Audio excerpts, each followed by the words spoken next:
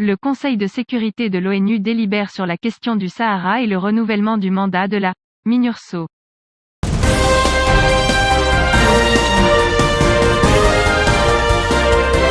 La question du Sahara est de nouveau entrée dans les couloirs du Conseil de sécurité en octobre, après avoir été mise dans la circulation internationale, ouvrant la porte à des discussions suspendues depuis avril dernier.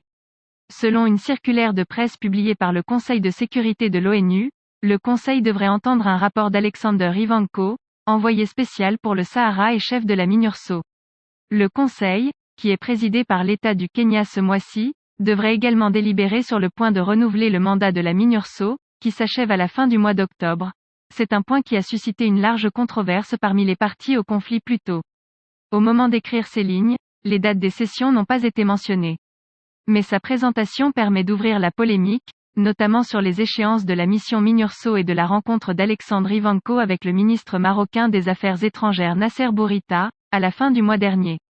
Al-Moussaoui Al-Ajlaoui, professeur de relations internationales à l'université Mohamed V de Rabat, a déclaré que la discussion et les données que l'envoyé spécial fournira est avant tout une technique administrative, mais il sera important de montrer ce qui se passe sur le terrain dans le désert.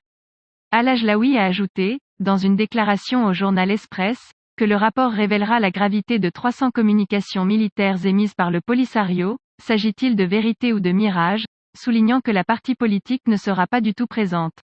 Et le professeur de relations internationales à l'université Mohamed V de Rabat a ajouté que la discussion portera sur la prolongation ou non de la mission, mettant en garde contre toute lecture politique des données allant dans le sens de ce qui a été proposé par la Cour européenne de justice concernant les accords de pêche et d'agriculture.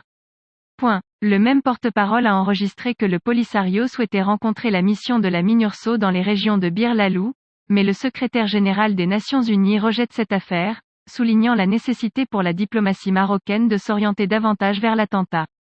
Al-Ajlaoui a mis en garde contre la transformation de l'arrêt de la Cour européenne en une référence au niveau international, soulignant l'importance d'impliquer à l'avenir l'équipe nationale du Sahara dans diverses stations diplomatiques internationales.